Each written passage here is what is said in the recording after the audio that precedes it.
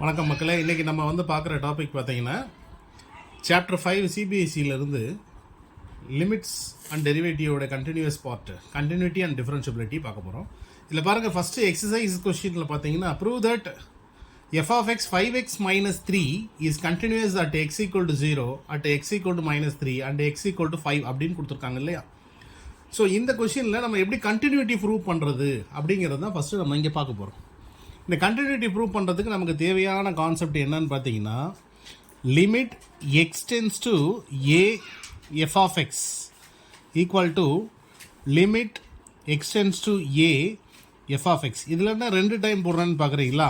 இது left hand limit, இது right hand limit. Left hand limit, right hand limit. அதனால தான் இதை நம்ம இப்படி போடுறோம்.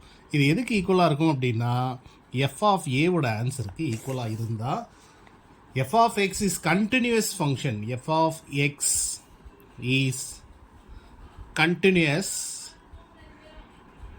at x equal to a அப்படிங்கிற பாயிண்டில் இது கண்டினியூஸாக இருக்கும் அப்படிங்கிறது தான் இந்த கான்செப்டை பற்றி நம்ம படிக்க போகிறோம். இது உங்களுக்கு புரிஞ்சிருக்கும்னு நினைக்கிறேன். ஸோ ஃபஸ்ட்டு கொஸ்டின் என்ன சொல்லியிருக்காங்க அப்படின்னு பாருங்கள். எக்ஸுக்கு 0 எடுத்துக்கிட்டா, கேஸ் 1 இது. எக்ஸுக்கு 0 எடுத்துக்கிட்டா f of 0 என்ன கிடைக்கிது பாருங்கள். 5 into 0 minus 3 equal to minus 3, equation number 1. சரிங்களா?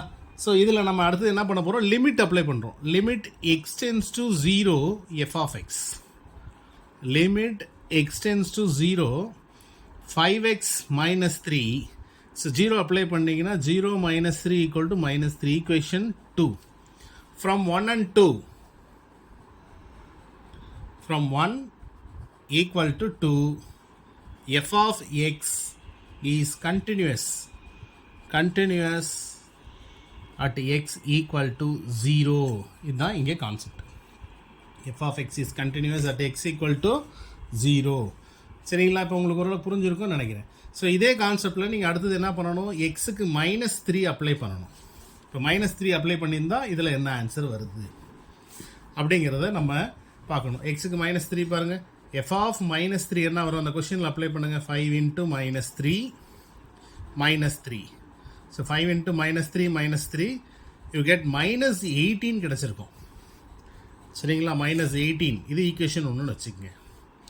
லிமிட் அப்ளை பண்ணால் என்ன, limit x tends to -3 f of x, limit x tends to -3 அந்த ஃபங்க்ஷன் எடுத்துங்க. இதில் கொண்டு போயிட்டு அப்ளை பண்ணும்போது 5 into -3 minus 3 -18. அப்போ இது ஈக்குவேஷன் நம்பர் 2 எடுக்கும்போது f of x is continuous